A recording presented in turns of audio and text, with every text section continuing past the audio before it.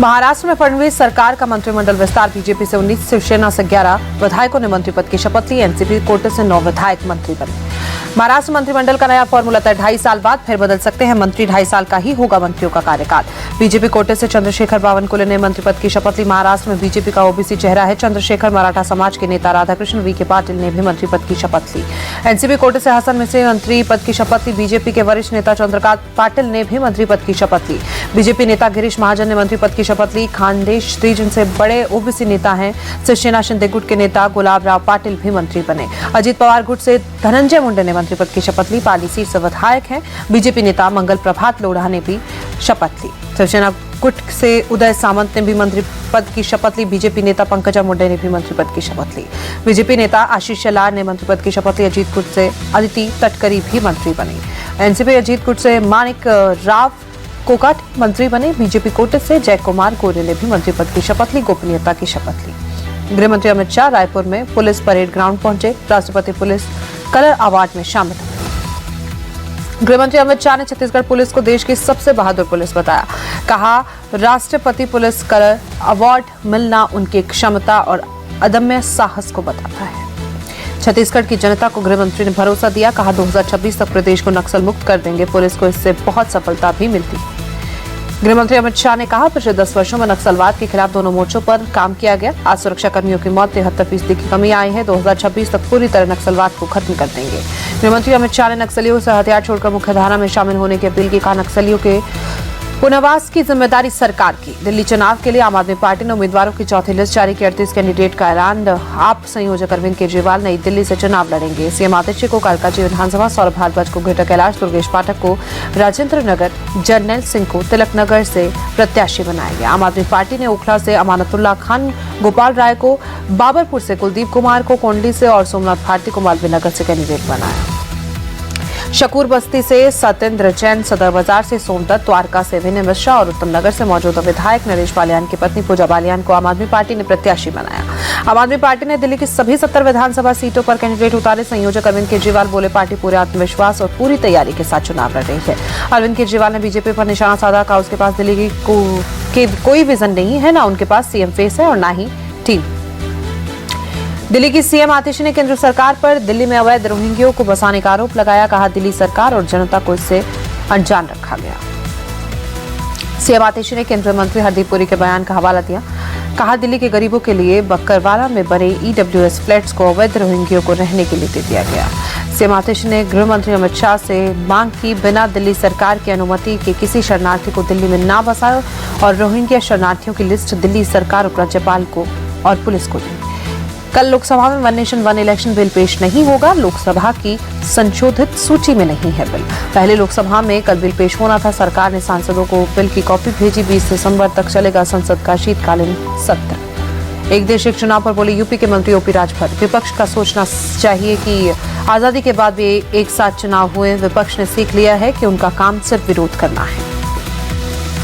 संभल मंदिर पर सीएम योगी का बयान। कहा, संभल में प्राचीन मंदिर रातों रात बन गया। क्या बजरंगबली की प्रतिमा प्राचीन मूर्ति रातों रात आ गई? सीएम योगी ने उठाया सवाल, संभल के दरिंदों को आज तक सजा क्यों नहीं मिली? संभल के नरसंहार पर आज तक चर्चा क्यों नहीं हुई? संभल में आज भी प्रशासन की बुलडोजर कार्रवाई। अवैध निर्माण पर चला नगर निगम का बुलडोजर।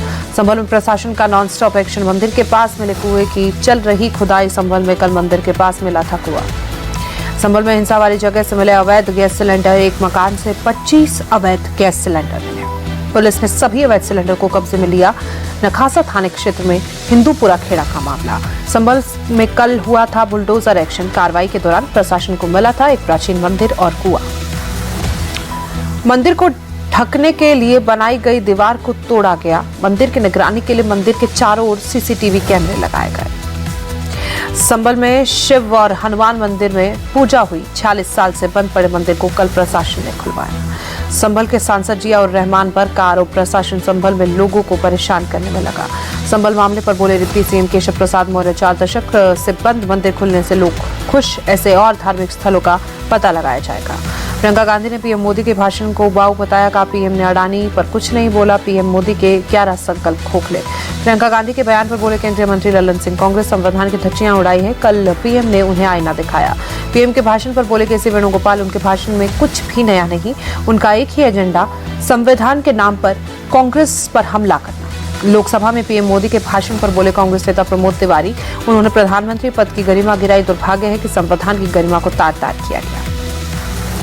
सपा चीफ अखिलेश यादव बोले पीएम ने बहुत लंबा भाषण दिया, आज उनकी 11 जुमलों का संकल्प सुनने को मिला। लोकसभा में पीएम के भाषण को लेकर बोले संजय राउत, कहा पीएम भ्रष्टाचार पर जीरो टॉलरेंस की बात करते हैं, उन्हें सबसे पहले अजीत पवार को गठबंधन से बाहर निकालना चाहिए। राउत बोले पीएम अडानी को बर्दाश्त कर रहे हैं और भ्रष्टाचार के प्रति जीरो टॉलरेंस की बात कर रहे हैं, वो जो कहते हैं वो कभी नहीं करते। संविधान पर चर्चा के दौरान एआईएमआईएम चीफ असदुद्दीन ओवैसी ने मस्जिदों के सर्वे का मुद्दा उठाया। कहा देश में मस्जिदें अब खतरे में। शंभू बॉर्डर पर किसानों का विरोध प्रदर्शन जारी, अपनी मांगों को लेकर अड़े किसान। 16 दिसंबर को पंजाब को छोड़कर देश भर में किसान ट्रैक्टर मार्च निकालेंगे। 18 दिसंबर को पंजाब में रेल रोको आंदोलन। अंबाला में शंभू बॉर्डर पर कल फिर किसानों और पुलिस के बीच झड़प। किसानों को दिल्ली जाने से रोकने के लिए पुलिस ने आंसू गैस के गोले छोड़े, वाटर कैनन का भी इस्तेमाल किया गया। खनौरी बॉर्डर पर किसानों का धरना प्रदर्शन, किसानों से मिला केंद्र सरकार का प्रतिनिधिमंडल। पुलिस के साथ हिंसक झड़प में करीब 18 किसान घायल, एक किसान ने सल्पास खाकर जान देने की कोशिश। मुंबई के जियो कन्वेंशन सेंटर में विश्व हिंदू आर्थिक मंच का वार्षिक सम्मेलन मुख्यमंत्री योगी आदित्यनाथ ने संबोधित किया। अपने संबोधन में बोले मुख्यमंत्री योगी, एक आज का भारत है जो अपनी श्रम शक्ति का सम्मान करता है, दूसरा वो भी समय था जब ऐसे श्रमिकों के हाथ काट दिए जाते थे। सीएम योगी के बयान पर बोले सपा सांसद अवधेश प्रसाद का, उनके पास कोई काम नहीं, किसानों को खाद नहीं मिल रही, युवा बेरोजगार है और वो सांप्रदायिकता बढ़ा रहे हैं। विधानसभा चुनाव से पहले दिल्ली में बीजेपी को झटका, रमेश पहलवान और उनकी पत्नी कुसुम लता आम आदमी पार्टी में शामिल। बिहार में आरजेडी नेता तेजस्वी यादव का बड़ा ऐलान, कहा राज्य में हमारी सरकार आई तो माई बहन योजना शुरू करेंगे। तेजस्वी यादव बोले कार्यकर्ताओं से बात करके पता चल रहा है कि बिहार में बेरोजगारी, गरीबी और महंगाई सबसे बड़ी समस्या। बिहार के डिप्टी सीएम विजय सिन्हा ने कसा तंज, बोले गोली और गाली का विकल्प देने वाले आज विकास के वादे कर रहे हैं। तेजस्वी यादव के माई बहन योजना की घोषणा पर बोले डिप्टी सीएम सम्राट चौधरी, जनता ने लालू यादव के 15 साल देखे हैं, जनता उनके परिवार को सत्ता नहीं देगी। सरदार पटेल की पुण्यतिथि पर पटना में सीएम नीतीश ने श्रद्धांजलि दी, डिप्टी सीएम सम्राट चौधरी भी मौजूद रहे। बिहार में 2016 के बाद अब तक उद्योग लगाने के लिए 3800 से अधिक प्रस्ताव मिले, 3100 प्रस्तावों को पहले चरण की मंजूरी दी गई। पश्चिम बंगाल के मंत्री फरहाद हकीम के मुस्लिम सशक्तिकरण वाले बयान पर बोले केंद्रीय मंत्री सुकांता मजूमदार, ये टीएमसी की मानसिकता को दर्शाता है। गोवा सीएम प्रमोद सावंत ने सांखली में लगाया जनता दरबार, एक एक कर लोगों की समस्याएं सुनी। नेपाल के सेना अध्यक्ष ने अयोध्या का दौरा के परिवार समेत रामलला के दर्शन किए। अगले साल से देश के हर कोने से कश्मीर घाटी तक ट्रेनें पहुंचेगी। जम्मू कटरा उधमपुर श्रीनगर बारामूला रेलवे लिंक के तहत 3.5 किलोमीटर लंबाई वाला टनल T33 भी अब बनकर तैयार। अतुल सुभाष सुसाइड केस में बेंगलुरु पुलिस का बड़ा एक्शन, अतुल की पत्नी निकिता समेत 3 आरोपी गिरफ्तार। बेंगलुरु पुलिस ने अतुल की पत्नी निकिता सिंघानिया को गुरुग्राम से गिरफ्तार किया, आरोपी सास और साले को भी पकड़ा। पुलिस ने तीनों आरोपियों को बेंगलुरु कोर्ट में पेश किया, कोर्ट ने सभी आरोपियों को न्यायिक हिरासत में भेजा। कोलकाता में कांग्रेस कार्यकर्ताओं ने प्रोटेस्ट किया, तारा पुलिस स्टेशन के पूर्व इंचार्ज और आरजीकर मेडिकल कॉलेज के पूर्व प्रिंसिपल को जमानत का विरोध। आरजीकर अस्पताल की घटना में मारी गई डॉक्टर के पिता बोले अगर लगातार प्रदर्शन जारी रहता है तो सीबीआई काम करती है और चार्जशीट दाखिल करती है। चंडीगढ़ में कांग्रेस कार्यकर्ताओं ने केंद्र सरकार के खिलाफ प्रदर्शन किया, बिजली विभाग का प्राइवेटाइजेशन करने का आरोप। बांग्लादेश में अल्पसंख्यक समुदाय पर हो रहे जुल्म के खिलाफ लखनऊ में निकाला गया कैंडल मार्च। मौलाना कल्बे जवाद ने मार्च की अगुवाई की। मौलाना कल्बे जवाद ने कहा हमें हमेशा जुल्म करने वालों के खिलाफ खड़ा होना सिखाया जाता है। बोले बांग्लादेश अगर अपने तौर तरीके नहीं सुधारता तो उसके खिलाफ कड़ी कार्रवाई होनी चाहिए। छत्तीसगढ़ के दंतेवाड़ा में मुठभेड़ में मारे गए 7 नक्सलियों के शव बरामद। 12 दिसंबर को पुलिस के साथ हुआ था एनकाउंटर। दिल्ली पुलिस ने 6 महीने से फरार अपराधी को गुजरात से पकड़ा। दिल्ली के अलग अलग थानों में अपराधी पर 13 मामले दर्ज। नोएडा पुलिस ने हनीट्रैप गैंग का भांडाफोड़ किया, मुकदमे में फंसाने के नाम पर लोगों से पैसे इकट्ठे थे। यूपी के झांसी जिला में कारागार के जेलर को बदमाशों ने बुरी तरह से पीटा, कार से खींचकर लाठी डंडों से पीटा। कार के ड्राइवर ने रोका तो उसे भी पीटा गया। पिटाई से जेलर कस्तूरी लाल गुप्ता की बॉडी में कई जगह फ्रैक्चर, वो ट्रेनिंग के लिए हैदराबाद जा रहे थे।